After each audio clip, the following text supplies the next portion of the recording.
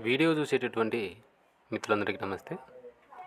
So నిన్న మనం ఏదైతే ఎక్స్పెక్టెడ్ కట్ ఆఫ్ను నమ్మొచ్చా అని చేసినటువంటి వీడియోకైతే చాలా మంచి రెస్పాన్స్ వచ్చింది. అంటే నా ఉద్దేశంలో ఆ యొక్క వీడియోకి వచ్చినటువంటి లైకులు కామెంట్లు కాదండి, ఆ వీడియోని చూసినటువంటి చాలామంది 500 కామెంట్లు ఇక్కడ వచ్చినాయంటే దాదాపుగా నాకు 1500కు పైగానే వాట్సాప్లో మెసేజ్ చేసినారు.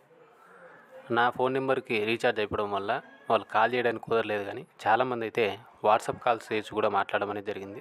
చాలామంది ఆడపిల్లలు అయితే పలు రకాలైనటువంటి వారికి ఉన్నటువంటి కొన్ని సమస్యలు వాటిని అయితే వివరించడం అనేది జరిగింది. ఇందులో ప్రధానంగా నిన్న రాత్రి 11:30, 12 ఆ టైంలో ఒక ఇద్దరితో మాట్లాడినటువంటి మాటలు అయితే మాత్రం నాకే చాలా బాధేసింది.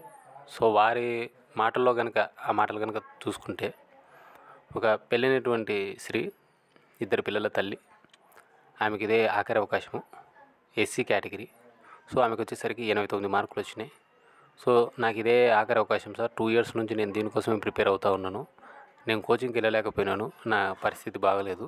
సో నాకున్నటువంటి దాంట్లో నేను ట్రై చేసినాను, నాకు 80+ పైనే స్కోరు వస్తూ ఉంది. మరి మాకు జాబ్ వస్తుందా లేదా? నేనైతే దీని మీద మంచి హోప్స్ పెట్టుకుని ఉన్నాను సార్. నా పిల్లల భవిష్యత్తు, నా భవిష్యత్తు దీని మీదనే ఉంది. నాకు ఆఖరి అవకాశము, మళ్ళీ ఏజ్ రాదు నాకు. ఒకవేళ 2 ఇయర్స్ ముందే కనుక ఈ నోటిఫికేషన్ కంప్లీట్ అయింటే నాకు మళ్ళీ ఈ 2 సంవత్సరాలు ఏదైనా నోటిఫికేషన్ ఒకవేళ పడింటే నేను రాసుకునేదాన్నేమో. ఈసారి అయితే మాత్రం నాకు ఛాన్స్ లేదు. మరి మాకున్నటువంటి 80, 85 ఈ స్కోర్లకు వస్తుందా రాదా? చాలా మందిని అడిగితే 110, 120, 130 అని చెప్తూ ఉన్నారు అని చెప్తూ ఉంది. ఇంకొక అమ్మాయి అనంతపురం జిల్లా, ఎస్సీ కేటగిరీనే. అమ్మాయికి 93 మార్కులు వచ్చినాయి. బట్ వాళ్ళ ఇంట్లో వాళ్ళల్లో వాళ్ళ అన్నగారు ఈ కట్ ఆఫ్ వీడియోలకు సంబంధించినటువంటివన్నీ కూడా చూసిన తర్వాత, నీ మొగానికి ఏం రాదులే, ఒక డబ్బులు బొక్క నీకు అని చెప్పేసి డైరెక్ట్గా అన్నాడంట. ఆ అమ్మాయి ఇప్పటికి 2 రోజులు అయిందంట అన్నం తిని. చాలా మానసికంగా నేను కుంగిపోయినాను సార్. నేనైతే చాలా బాగా కష్టపడ్డాను. నాకు ఇప్పుడు 93 వస్తూ ఉన్నాయి.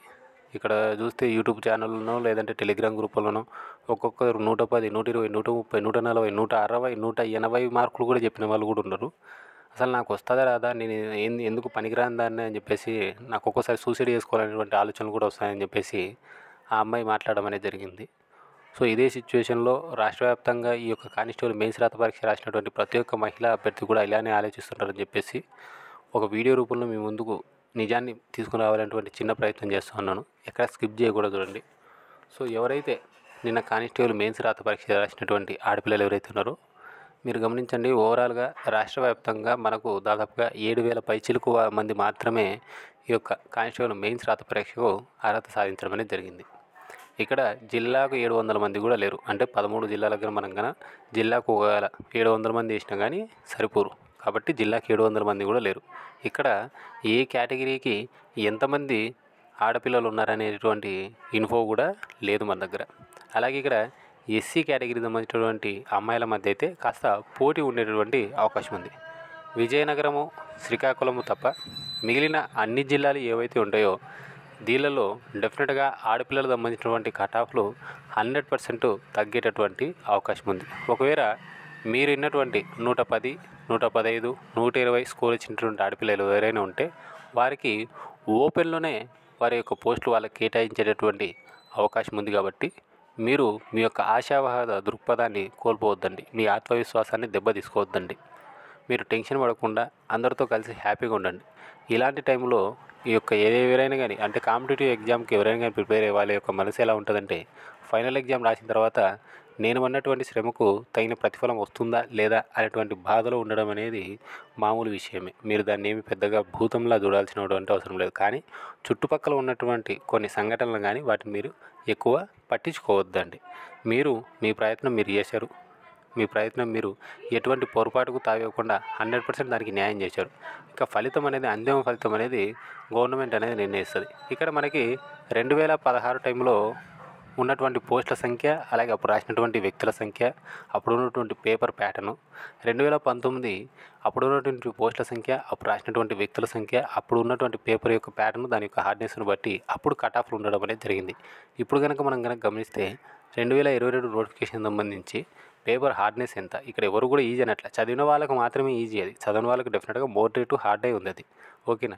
మనం పేపర్ ఎప్పుడు కూడా అది ఈజీ ఉందని చెప్పేసి చెప్పకూడదు. అది డెఫినెట్గా మోడరేట్ హార్డ్ అయి ఉంది, చూస్తే అలాగే ఉంది. ఇక రాసినటువంటి వ్యక్తుల సంఖ్య ఎంత, దీంట్లో ఆడపిల్లలు ఎంతమంది ఉండేటువంటి అవకాశం ఉంది? మరి రెగ్యులర్‌గా ప్రిపేర్ అయినటువంటి నీలాంటి వాళ్ళు ఎంతోమంది ఉండి ఉంటారు కదా! కాబట్టి 85 పైన వచ్చినటువంటి కొన్ని కేటగిరీకి సంబంధించినటువంటి ఆడపిల్లలు ఎవరైనా ఉంటే 85 అంటే ఎస్సీ, ఎస్టీ, బీసీఏ, బీసీడీ వరకు కొన్ని జిల్లాలకు సంబంధించి మీరు హోప్ పెట్టుకొని ఉండండి. ఆశావహ దృక్పథంతో ఉండండి. మీరు మూడీగా ఉండి మీ తల్లిదండ్రులనో లేదా మీ అన్నదమ్ములనో లేదంటే మీ భార్యాభర్తలనో లేదంటే మీ పిల్లలనో మీరు ఇబ్బందికి దయచేసి గురి చేయొద్దండి.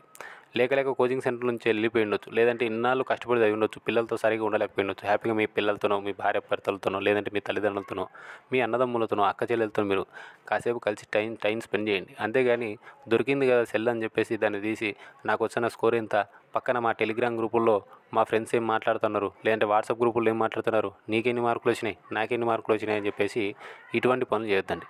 అలాగే ఎవరైతే అంటే వీరి యొక్క అభ్యున్నతి కోసం, వీరి యొక్క అభివృద్ధి కోసం మీరు డబ్బులు వెచ్చించుంటారు, అంటే మీరు అన్నదమ్ములు అయి ఉండొచ్చు, మీరు తల్లిదండ్రులు అయి ఉండొచ్చు, లేదా మీరు భర్త అయి ఉండొచ్చు. ఒకసారి ఆలోచించండి, 4 లక్షల మంది డిస్క్వాలిఫై అయినటువంటి ఎగ్జామ్లో మీ ఆడపిల్ల ఎవరైతే ఉన్నారో ఆమె క్వాలిఫై అయింది. మగపిల్లలతో సమానంగా గ్రౌండ్లో స్కోర్లు సాధించింది.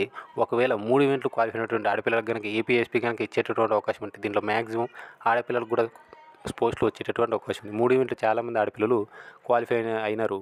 మగపిల్లలతో సమానంగా వాళ్ళు కూడా పరిగెత్తారు. మెయిన్స్ అనేటువంటి యుద్ధంలో వాళ్ళు గెలవచ్చు, ఓడిపోవచ్చు. బట్ మీ అండ అనేది వాళ్ళకి చాలా ఎక్కువ ఉండాలి.